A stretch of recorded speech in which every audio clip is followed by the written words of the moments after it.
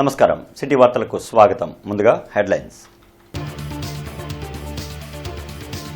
స్వర్ణాంధ్ర 2047పై మంత్రి నాదెండ్ల మనోహర్ సమీక్ష.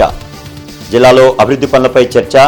అన్ని రంగాలలో పురోగతి సాధిస్తామని భరోసా.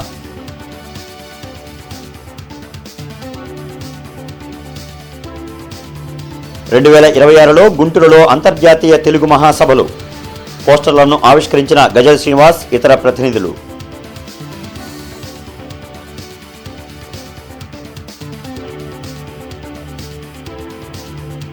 వైసీపీకి ప్రజాహిత పాలన తెలియదు. వరదల సమయంలోనూ రాజకీయం చేయడం శోచనీయమన్న మంత్రి నాదెండ్ల.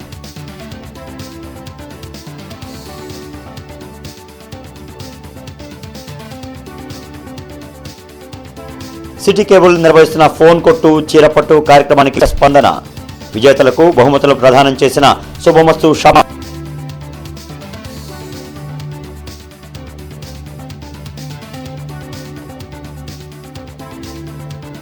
వైభవంగా కొనసాగుతున్న దసరా ప్రత్యేక పూజలు జరుపుతున్న భక్తులు.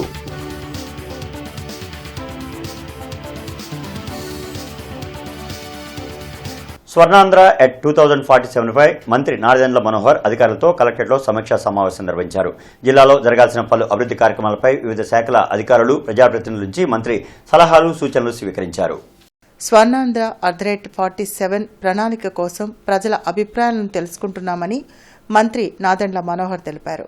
50,000 మంది సూచనలు, సలహాలను తీసుకున్నామని చెప్పారు. స్వర్ణాంధ్ర @2047పై మంత్రి నాదెండ్ల మనోహర్ అధికారులతో కలెక్టర్ కార్యాలయంలో సమీక్ష సమావేశం నిర్వహించారు. ఈ సందర్భంగా ఆయన మీడియాతో మాట్లాడారు. అమరావతి రాజధాని రాబోతుందని, ఉపాధి అవకాశాలు, సేవారంగం అభివృద్ధి, మౌలిక సదుపాయాలపై సమీక్ష ప్రధానంగా జరిగిందని వివరించారు. రైతాంగానికి మరింత నమ్మకం కలిగించేలా సమీక్ష జరిగిందన్నారు. నేతన్నలకు మరింత గుర్తింపు వచ్చేలా ప్రణాళికలు రూపొందిస్తామని స్పష్టం చేశారు. 2047 నాటికి మరింత పురోగామి జిల్లాగా నిలిపేందుకు అందరం కలిసి పనిచేస్తామని ఆశాభావం వ్యక్తం చేశారు. ఈ కార్యక్రమంలో కలెక్టర్ నాగలక్ష్మి, ఎంపీ ఆళ్ల అయోధ్యరామిరెడ్డి, ఎమ్మెల్యేలు Naseer Ahmed, Galla Madhavi, MLC KS Lakshmana Rao, ZP chairperson Heni Christina, సంబంధిత శాఖాధికారులు పాల్గొన్నారు. గుంటూరు జిల్లాకి రాబోయే రోజుల్లో ఒక అద్భుతమైన పాత్ర ఉంది. మన జిల్లాలోనే అమరావతి రాజధాని ఏర్పాటు చేసుకోబోతున్నాం. దీనికి సంబంధించిన ఒక మంచి ఇన్ఫ్రాస్ట్రక్చర్ ప్లాను, ఏ విధంగా ఈ ప్రాంతంలో సర్వీస్ సెక్టార్ని మరింత వేగవంతంగా ముందుకు తీసుకెళ్ళాలి, ఏ విధంగా మన యువతకు ఉపాధి అవకాశాలు కల్పించాలి, ఏ విధంగా విద్యా అవకాశాలని మరింత సాంకేతికంగా 10 మందికి అందుబాటులో ఉండే విధంగా స్కిల్ డెవలప్మెంట్ సెంటర్స్ ఏ విధంగా సిద్ధం చేయాలనే దానిపైన చాలా లోతుగా ఈరోజు మేము చర్చించుకున్నాం. చాలా అద్భుతమైన కార్యక్రమం. రైతాంగానికి కూడా ఒక భరోసా నింపే విధంగా. ఎందుకంటే ఈ ప్రాంతంలో కష్టపడి పండించే పంటని కేవలం గుంటూరు జిల్లాకే కాదు, రాష్ట్ర వ్యాప్తంగా విస్తరించే విధంగా మంచి మార్కెటింగ్ అవకాశాలు కల్పించాలని, ఈ ప్రాంతంలో ఉన్న కమర్షియల్ క్రాప్స్ రైతాంగానికి మరింత నమ్మకంతో వాళ్ళు చక్కటి వ్యవసాయం చేస్తారనే ఆలోచన వాళ్ళు ఎప్పుడు ఉండాలనే ఉద్దేశంతో వాళ్ళకు కూడా ఈ సెమినార్ ద్వారా ఒక నమ్మకం కల్పించుకోగలిగాం.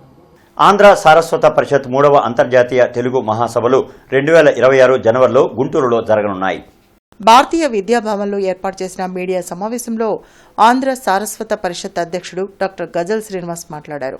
ప్రపంచవ్యాప్తంగా తెలుగు భాష వైభవాన్ని పరిరక్షించి తెలుగు కీర్తిని నలుదిశలా వ్యాపింపచేసేందుకే ఈ మహాసభలు నిర్వహిస్తున్నామని తెలిపారు. 2022-24లో భీమవరం, రాజమహేంద్రవరంలో నిర్వహించిన సభలకు లక్షలాది మంది వచ్చారని ఆయన చెప్పారు.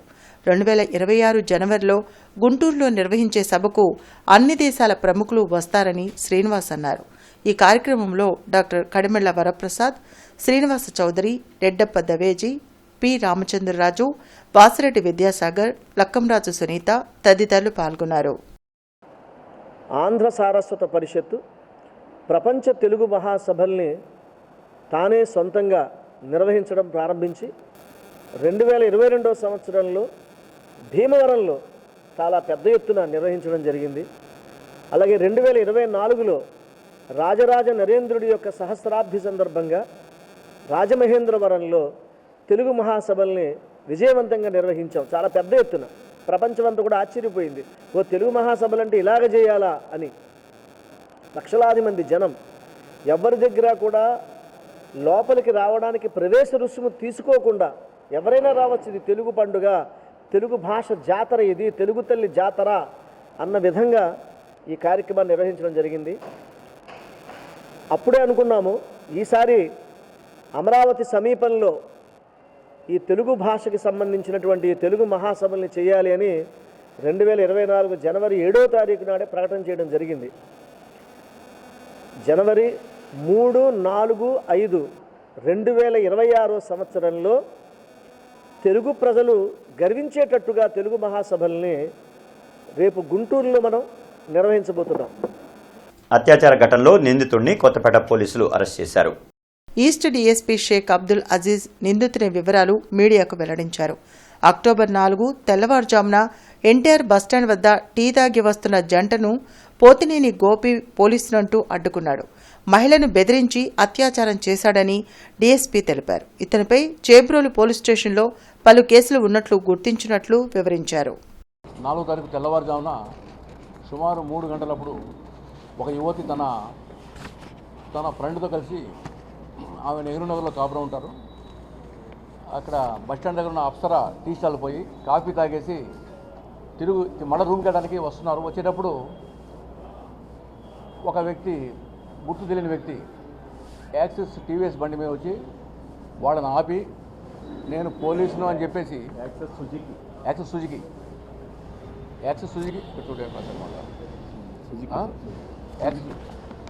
మీద వచ్చేసి వాళ్ళని ఆపి, నేను పోలీసు అని చెప్పేసి, మీ ఇద్దరు ఎక్కడికి వెళ్తున్నారని చెప్పేసి బెదిరించి, ఆ అమ్మాయిని నేను రూమ్ దగ్గర వదిలిపెడతానని చెప్పేసి ఆ అమ్మాయిని అతను బండి మీద ఎక్కించుకుంటాడు. మీరు ముందుకు ప్రొసీడ్ అవుతాడు. అయితే ఆ అమ్మాయి ఫ్రెండ్ కూడా ఈ పోతినేని గోపి అనే వ్యక్తిని ఈ కేసులో ముద్దాయిగా అరెస్ట్ చేయడం జరిగింది. ఈ దర్యాప్తు కూడా ఈ సహకారం అందించిన ఆయన కొత్తపేట పోలీసు సిబ్బంది, సిఐ గారు కలిసి కేసులో చాలా నైపుణ్యం ప్రదర్శించి ముద్దాయిని ఆదర్శించారు. విజయవాడ వరదల సమయంలో సేవ చేయాల్సిన అంశాల్లోనూ రాజకీయం చేయడమే వైసీపీకి తెలుసని పౌర సరఫరాల శాఖ మంత్రి నాదెండ్ల మనోహర్ మండిపడ్డారు.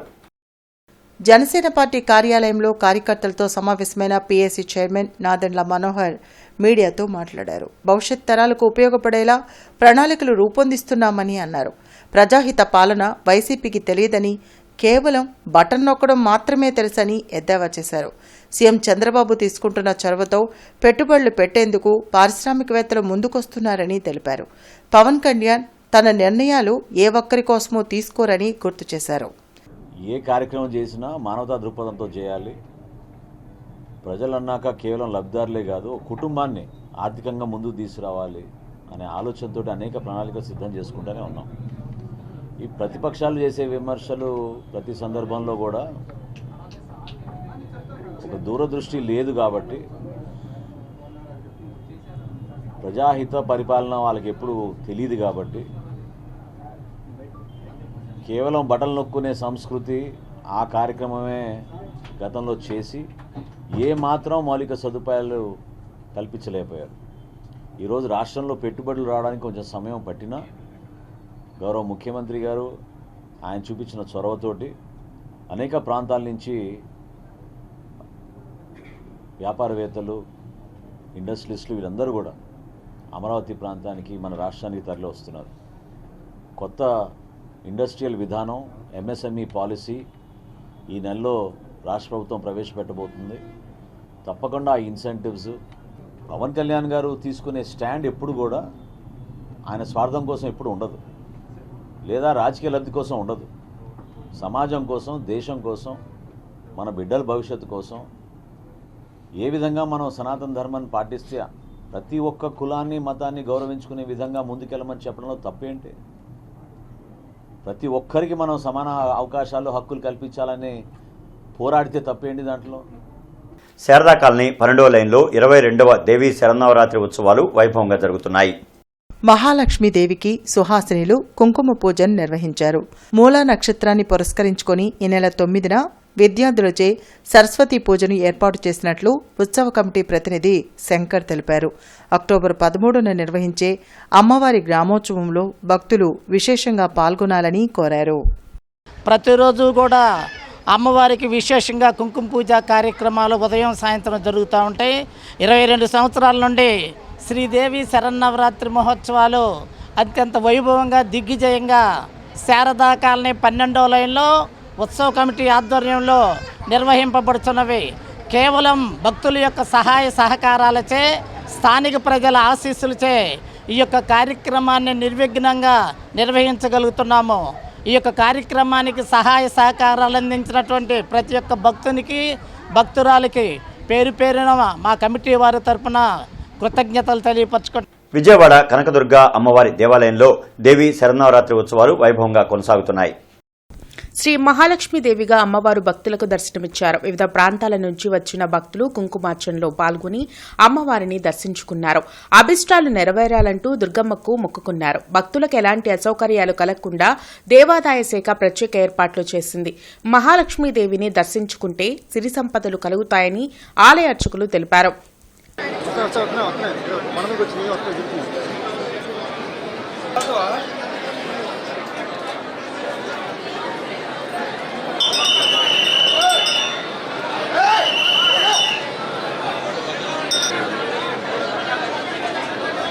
ఆ అమ్మవారిని ఆరాధించడం వల్ల సర్వశత్రు పీడలు కూడాను నివారణ అవుతాయి, సద్గతులు కలుగుతాయి.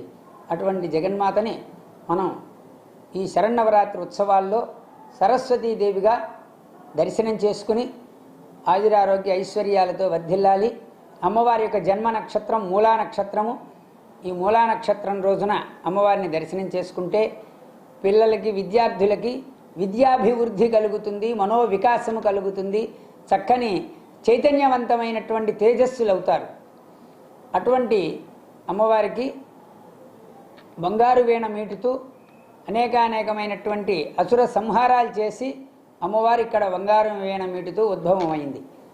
శుభమస్తు షాపింగ్ మాల్, సిటీ కేబుల్ సంయుక్త ఆధ్వర్యంలో నిర్వహిస్తున్న ఫోన్ కొట్టు చీరపట్టు కార్యక్రమానికి ప్రజల నుంచి విశేష ఆదరణ లభించింది.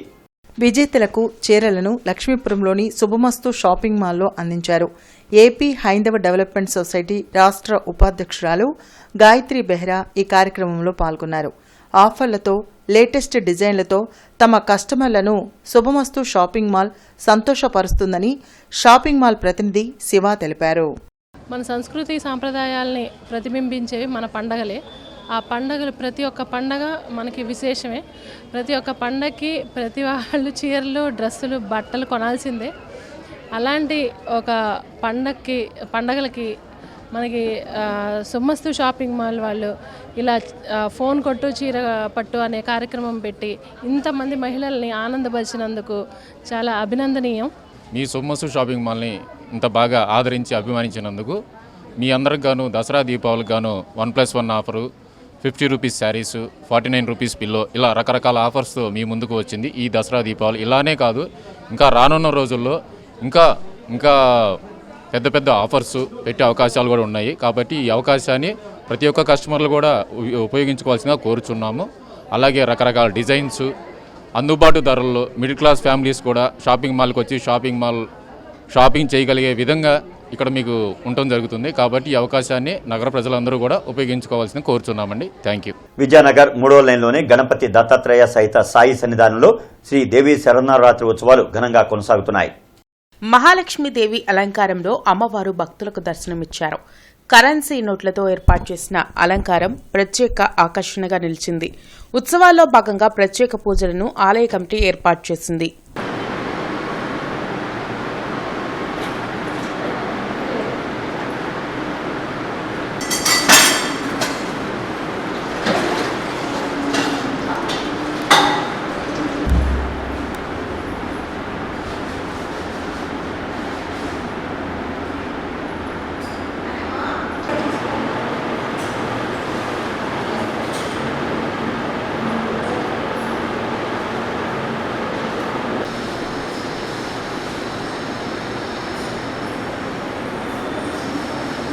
రోజురోజుకు నిత్యావసర సరుకుల ధరలు ఆకాశాన్ని అంటున్నాయని సిపిఐ జిల్లా కార్యదర్శి జంగాల అజయ్ కుమార్ తెలిపారు. పేద మధ్యతరగతి ప్రజలు తీవ్ర ఇబ్బందులు పడుతున్నారని అన్నారు. ప్రధాని మోడీ అధికారంలోకి వచ్చిన దగ్గర నుండి ధరలు విపరీతంగా పెరిగిపోతున్నాయని ఆరోపించారు. పాలకులు స్పందించి ధరలు తగ్గించకపోతే ప్రజా వ్యతిరేకత తప్పదని అజయ్ కుమార్ హెచ్చరించారు. కేంద్రంలో ఎన్డీఏ అధికారంలోకి వచ్చినప్పటి నుంచి ఇప్పటి వరకు పెట్రోల్, డీజిల్, వంట గ్యాస్ ధరలు ఎన్నిసార్లు పెంచారో లెక్క కూడా లేనటువంటి సార్లు పెంచడం అనేది జరిగింది. దాని ప్రభావంగా నిత్య జీవితావసర సరుకుల ధరలు ఆకాశాన్ని అంటుతూ ఉన్నాయి. దీని మీద రాష్ట్ర ప్రభుత్వాలు కూడా, మన రాష్ట్ర ప్రభుత్వం కూడా గతంలో జగన్మోహన్ రెడ్డి కానీ, ఇప్పుడు వచ్చినటువంటి ఎన్డీఏ కూటమి ప్రభుత్వం చంద్రబాబు కానీ ధరల పెరుగుదలను నియంత్రించే వైపున ఆలోచించకపోవడం దారుణమైనటువంటి విషయం. ధరల పెరుగుదల నియంత్రణ వైపున కనుక ప్రభుత్వాలు ఆలోచించకపోతే ప్రజల్లో తీవ్రమైనటువంటి అసహనం పెరిగి అది ప్రజా వ్యతిరేకతగా మారి ఎక్కడికక్కడే ఆందోళన కార్యక్రమాలు పుట్టుకొస్తాయని ప్రభుత్వాన్ని హెచ్చరిస్తూ ఉన్నాం. స్థానిక హనుమాయ్ నగర్ 3వ లైన్లోని దుర్గా మల్లేశ్వర స్వామి దేవస్థానంలో దేవీ శరన్నవరాత్రి ఉత్సవాలు గత 4 ఏళ్లుగా ఘనంగా నిర్వహిస్తున్నారు. మహాలక్ష్మి అలంకారంలో ఉన్న ఆ అమ్మవారిని స్థానిక భక్తులు దర్శించుకొని ప్రత్యేక పూజలు చేశారు. ఈ నెల 9న అన్నదాన కార్యక్రమం నిర్వహించనున్నట్లు ఆలయ కమిటీ ప్రతినిధులు తెలిపారు.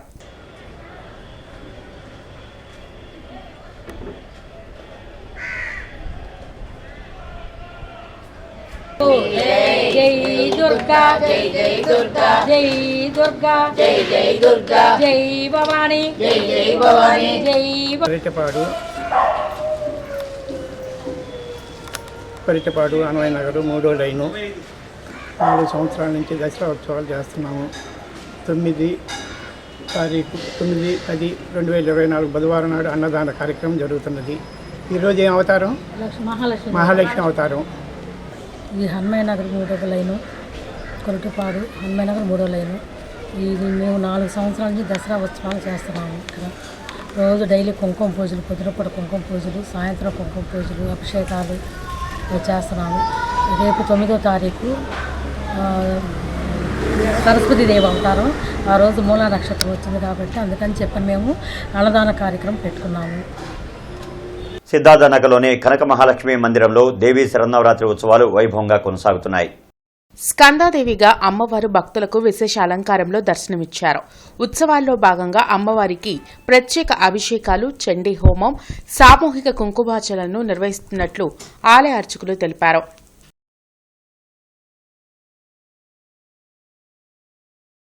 అలాగే రేపు మూలా నక్షత్రం సందర్భంగా రేపు ఉదయం శివాసన పూజలు కార్యక్రమాలన్నీ మామూలుగా జరుగుతూ ఉంటాయి. సాయంత్రం పూట విశేషంగా విద్యార్థులచే సాయంత్రం 6 గంటలకు పూజా కార్యక్రమం ఉంటుంది. 7:30 గంటలకు పంచహారతి, హారతి మంత్ర పుష్పాలకి ప్రసాదం చేయడం జరుగుతుంది. నవరాత్రికి అమ్మవారికి దసరా రోజున సువర్ణ కవచం అలంకారం ఉంటుంది. అలాగే విశేషంగా అమ్మ విగ్రహానికి లోపలికి ఆవశ్యకవచ్చు. ఈరోజు అలంకారం స్కందమాతగా మన మందిరంలో అమ్మవారికి పిలిచర్థంగా జరిగింది. అలాగే చండీ హోమం విశేషంగా కార్యక్రమాలు జరిగింది. ఆంధ్రప్రదేశ్లో ప్రభుత్వ యంత్రాంగం నిస్వార్థంగా, నిజాయితీగా, పేదల పక్షపాతిగా కృషి చేసి ప్రజల అధికారిగా మన్ననలు పొందిన స్వర్గీయ ఎస్ఆర్ శంకరన్ అడుగుజాడల్లో నడవాలని విశ్రాంత special chief secretary doctor PV Ramesh పేర్కొన్నారు. జనచైతన్య వేదిక హాల్లో జరిగిన స్వర్గీయ ఎస్ఆర్ శంకరన్ 14వ వర్ధంతి సభకు డాక్టర్ పివి రమేష్ ముఖ్య అతిథిగా హాజరై ప్రసంగించారు. అనంతరం సభకు జనచైతన్య వేదిక రాష్ట్ర అధ్యక్షులు వల్లంరెడ్డి లక్ష్మణ్ రెడ్డి అధ్యక్షత వహించారు. డాక్టర్ పివి రమేష్ ఈ సందర్భంగా ప్రసంగిస్తూ ఎస్ఆర్ఎన్ శంకరన్ జీవితం సమాజానికి స్ఫూర్తిదాయకమని అన్నారు. ఆంధ్రప్రదేశ్లో దళితులు, గిరిజనులు, పేదల అభ్యున్నతికి అహర్నిశలు కృషి చేసిన మహనీయులని తెలిపారు. మాజీ మంత్రి డొక్కా మాణిక్యవర ప్రసాద్ మాట్లాడుతూ ఎస్ఆర్ శంకరన్ జీవించినంతకాలం బడుగు వర్గాల అభివృద్ది కోసం కృషి చేసిన ధన్యజీవి అన్నారు. ఈ సందర్భంగా భారత ప్రభుత్వం ప్రకటించిన పద్మభూషణ్ అవార్డును తిరస్కరించారని గుర్తు చేశారు. శంకరన్ గారే నక్సలైటు అనే ఒక భావన క్రియేట్ చేయడం వల్ల ఆయనకి ఇచ్చిన పోస్టింగ్ ఏదైతే ఉందో ముస్సోరీకి వెళ్ళవలసింది, అది ఆయన అది క్యాన్సిల్ చేయడం జరిగింది. నేను ఆ తర్వాత ఈ కిడ్నాప్ జరిగిన నెల రోజులకి మొత్తం ఏజెన్సీ ఏరియాలో అంతా కూడా స్తబ్దత, భయం, ఆందోళనలు. అంటే ఐడియా ఏమిటంటే ఐఏఎస్ ఆఫీసర్లనే కిడ్నాప్ చేయగలిగితే ఇక సాధారణమైనటువంటి అధికారుల పరిస్థితి ఏమిటి? ఆఖరికి అక్కడ పనిచేసే గిరిజన టీచర్లు కూడా వెళ్ళిపోయారు ఊళ్ళో వదిలేసి. ఏమో గవర్నమెంట్ కోసం పనిచేస్తున్నాం కాబట్టి మమ్మల్ని కూడా పట్టుకుపోతారేమో అని భయంతో, భయాందోళనలతో. రెండవది ఏమిటంటే ఐఏఎస్ ఆఫీసర్లందరికీ కూడా 2 AK-47 ఉన్నటువంటి సెక్యూరిటీ గార్డ్స్ మ్యాండేటరీ. బ్యూరోక్రసీకి బ్రెయిన్ ఎంత చక్కగా చెప్తారు, ఏం గైడ్ చేస్తారు. వాళ్ళ ఒక రాజ్యానికి మంచి డైరెక్షన్ ఇవ్వాలంటే బ్యూరోక్రసీ చాలా ఇంపార్టెంట్. ఒక లెజిస్లేటరు ఆత్మతో పనిచేయాలి, అంటే హార్ట్ అనమాట. స్టేట్కి హార్ట్. కానీ ఇప్పుడు ప్రజెంట్ సిస్టంలో బ్రెయిన్, హార్ట్ రెండు దాదాపు ఫెయిల్యూర్, అంటే వర్చువల్ ఫెయిల్యూర్ కింద చెప్పుకోవాలి. కానీ ఇంకా ఏదో శిథిలాల్లో ఒక సిస్టమ్ కంటిన్యూ అవుతూ ఉంది. శంకరన్ గారు అలాంటి మోడల్ అనమాట. నేను దాదాపు కొన్ని రోజులు ఆయనతో గడపడం జరిగింది. ఆయనతో ఐఏఎస్కి, బ్యూరోక్రాట్స్కి ఒక రోల్ మోడల్గా నిలిచిన వ్యక్తి. తన జీవితం మొత్తం దళితులు, గిరిజనులు, పేదవర్గాల కోసమే అహర్నిశలు కృషి చేశారు. వారు ఎక్కడ ఏ రంగంలో ఉన్నా అక్కడ తన దృష్టి అంతా కూడా పేద ప్రజల కోసం తన కళను ఉపయోగించారు. నెల్లూరులో ఉన్నప్పుడు అక్కడ ఉన్న యానాదుల యొక్క సంక్షేమం కోసం ఎంతో కృషి చేశాడు. నెల్లూరు జిల్లా ప్రజలు వారిని ఎంత గౌరవించారంటే వారి పేరుతో 2 నగరాలని, 2 పేటల్ని వారి పేరు పెట్టినారు. శంకరాపురం అని, శంకర్ నగర్ అని. వారు సోషల్ వెల్ఫేర్లో ప్రిన్సిపల్ సెక్రటరీగా ఉన్నప్పుడు SC STస్కి హాస్టల్స్ డెవలప్ చేయడం కానీ, ITD అని ప్రారంభించడం కానీ. హనుమాయనగర్ 2వ లైన్లోని అష్టభుజ దుర్గాదేవి ఆలయంలో దసరా ఉత్సవాలు వైభవంగా నిర్వహిస్తున్నారు. గత 8 ఏళ్లుగా ఆలయ వ్యవస్థాపకులు నాగుల్ మీరా ఆధ్వర్యంలో ఈ ఉత్సవాలు జరుగుతున్నాయి. మహాలక్ష్మీదేవిగా దర్శనమిస్తున్న అమ్మవారికి భక్తులు ప్రత్యేక పూజలు చేశారు. దుర్గాష్టమి నాడు అమ్మవారి అన్నప్రసాద వితరణ నిర్వహించనున్నట్లు నాగుల్ మీరా తెలిపారు. కార్యక్రమంలో హుస్సేన్ బి, భవానీ, నవ్య, మంగాదేవి తదితరులు పాల్గొన్నారు.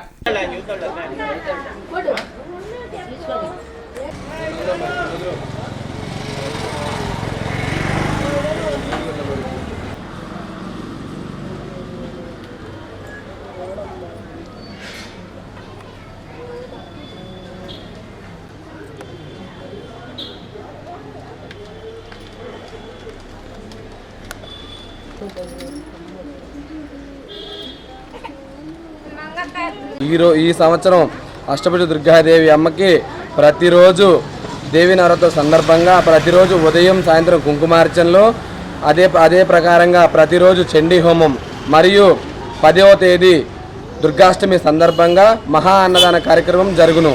కావున ఈ యొక్క కార్యక్రమాన్ని జయప్రదం చేయవలసిందిగా కోరుచున్నాం.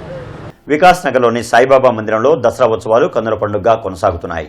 మహాలక్ష్మీదేవిగా అలంకారంలో ఉన్న అమ్మవారిని భక్తులు దర్శించుకుని ప్రత్యేక పూజలు చేశారు. సకల శుభాలు కలగాలని వేడుకున్నారు.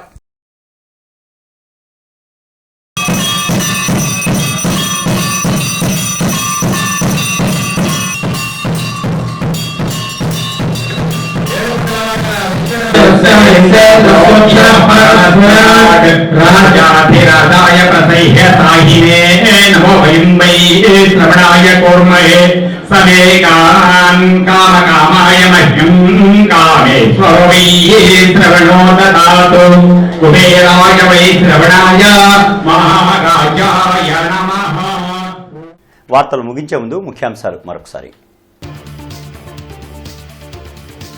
స్వర్ణాంధ్ర 2047పై మంత్రి నాదెండ్ల మనోహర్ సమీక్ష. జిల్లాలో అభివృద్ధి పనులపై చర్చ. అన్ని రంగాలలో పురోగతి సాధిస్తామని భరోసా.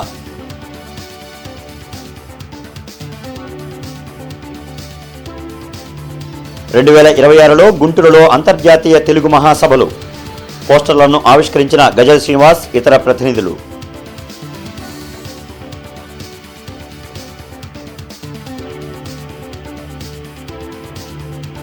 వైసీపీకి ప్రజాహితాలన తెలియదు. వరదల సమయంలోనూ రాజకీయం చేయడం శోచనీయమన్న మంత్రి నాదెండ్ల.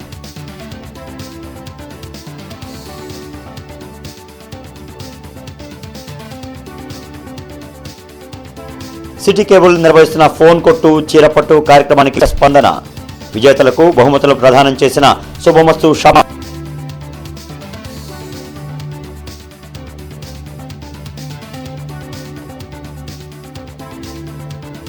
వైభవంగా కొనసాగుతున్న దసరా ప్రత్యేక పూజలు జరుపుతున్న భక్తులు.